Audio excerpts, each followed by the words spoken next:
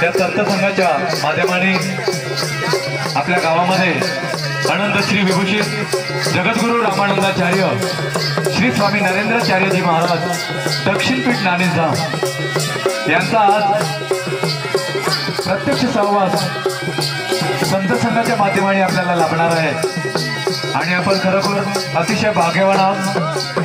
17 आरत्याच्या नंतर आज आनंदाचा सोहळा आपल्याला समस्या आहे।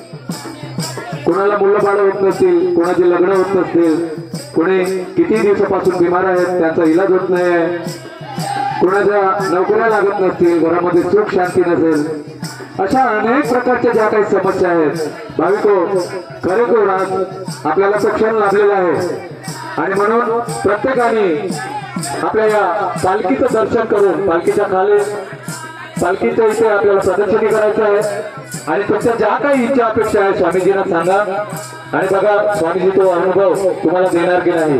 100% तो अनुभव तुम्हाला देणार आहे. कारण स्वामीजी स्वतः सांगतात जे माझं साकडं घालतात त्यांच्या साकड्याला मी खरोखर त्यांचा जे मनोरथ आहे ते पूर्ण करतोय आणि खरोखर भाविकांनी तो अनुभव घेतलेला आहे आणि हाच अनुभव तुम्हाला सुद्धा घ्यायचा आहे.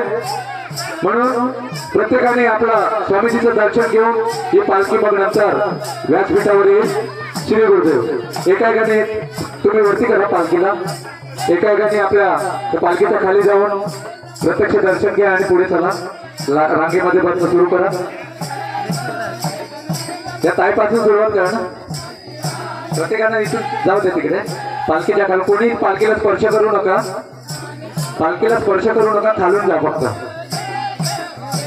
तुमच्या मनातल्या ज्या काही इच्छा अपेक्षा असतील स्वामीजींना साखर घालामध्ये पटापट दर्शन घ्या. उशीर लावू नका. पालखीला कोणी स्पर्श करू नका. आपल्या मनातल्या ज्या काही इच्छा आहेत स्वामीजींना सांगा.